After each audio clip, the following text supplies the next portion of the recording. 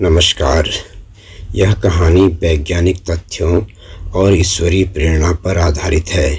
आज से बहुत बहुत वर्ष पहले चारों ओर कुछ भी नहीं था। सर्वत्र अंधेरा था और शीतकाल था। बस निराकार ईश्वर था। तब ईश्वर के मन में आया और उसने सर्वप्रथम मनुष्य की रचना कर डाली। तब मनुष्य बोला, प्रभु सर्वत्र अंधकार है, कुछ भी नहीं दिखाई दे रहा, ठंड भी लग रही है। इस पर प्रभु ने सूरज बना दिया और फिर मनुष्य बोला, प्रभु कहाँ ठहरूंगा और मेरा पोषण कैसे होगा। प्रभु ने सूरज का एक टुकड़ा अलग कर उसे ठंडा कर पृथ्वी बना दी और बोले, पृथ्वी में सारे पोषक तत्व हैं, यहाँ पर ठहर। फिर मनुष्य बोला, प्रभु हवा चाहिए, दम घुटा जा रहा है। प्रभु ने तुरंत पृथ्वी के चारों तरफ वायुमंडल बना दिया और उसमें सांस लेने के लिए ऑक्सीजन भी बना दी। मनुष्य ने ऑक्सीजन उपभोग कर ली और वह अब समाप्त हो गई थी। फिर वह प्रभु से बोला, प्रभु ने तुरंत पेड़ पौधे आदि बना दिए और मनुष्य से बोले, तू हवा को ऑक्सीजन ग्रहण कर उसे कार्बन डाइऑक्साइड बना दे रहा है, इसीलिए मैंने पेड़ बना दिए हैं जो तेरे द्वारा छोड़ी गई कार्बन डाइऑक्साइड को उपभोग कर तुझे लगातार ऑक्सीजन देते रहेंगे। मनुष्य बोला, प्रभु गला सूख रहा है, पानी चाहिए। प्रभु ने तुरंत वर्षा करवा दी। परंतु मनुष्य बोला, प्रभु पानी तो हमेशा चाहिए। तब प्रभु ने तुरंत पृथ्वी में बड़े बड़े गड्ढे करवा दिए, बारिश करवा दी, गड्ढों में पानी भर गया और विशाल सागर बन गए। ईश्वर ने धरती के ऊपर ऊंचे ऊंचे पर्वत बना दिए।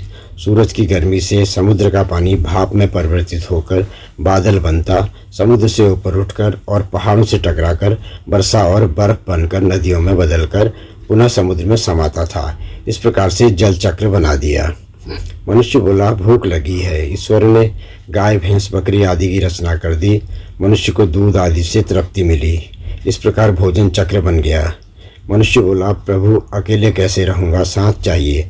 ईश्वर ने तुरंत अन्य और मनुष्य बना दिए। मनुष्य बोला, प्रभु सूर्य की गर्मी अर्थात धूप बहुत तेज लग रही है, कुछ कीजिए। प्रभु ने एक क्षण सोचा और पृथ्वी को उसके अक्ष पर घुमा दिया। अब मनुष्य सूरज के दूसरी ओर अर्थात अंधेरे में हो गया, अर्थात रात हो गई। मनुष्य बोला, प्रभु गर्मी से तो आराम मिल गया, परंतु अंधेरे में रात को कैसे रहूँगा। ईश्वर ने चंद्रमा बना दिया।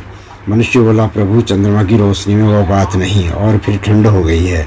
ईश्वर ने पृथ्वी को लगातार अपने अक्ष पर घूमने वाली अर्थात एक दिन अर्थात 24 घंटे में एक घूर्णन और यह क्रिया हमेशा के लिए कर दी, ताकि मनुष्य को किसी प्रकार की तकलीफ न हो। फिर मनुष्य बोला, प्रभु हमेशा एक जैसा मौसम उबाऊ हो रहा है, कुछ करो। ईश्वर ने पृथ्वी को सूर्य के चारों ओर परिक्रमण करवा दिया। पृथ्वी को सूर्य की ओर थोड़ा झुका दिया और पृथ्वी की परिक्रमा की कक्षा को दीर्घवृत्तीय कर दिया। अब मनुष्य सब प्रकार की ऋतुओं का आनंद ले सकता था। फिर मनुष्य बोला, प्रभु जीवन नीरस लग रहा है, सुख दुख है ही नहीं। तब प्रभु ने अन्य ग्रहों आदि का निर्माण कर डाला और मनुष्य से बोले, यह सभी ग्रहों का तेरे जीवन पर प्रभाव होगा।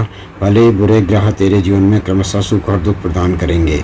इतने में सूर्य बोला, प्रभु मनुष्य ग्रह उपग्रह आदि सब ठीक हैं, परंतु मैं एक तारा जो कि एकमात्र प्रकाश का स्रोत हूँ, मैं अकेला क्यों। प्रभु उसकी बात समझ गए और तुरंत अन्य तारे नक्षत्र और आकाश गंगाएं आदि बना डाली।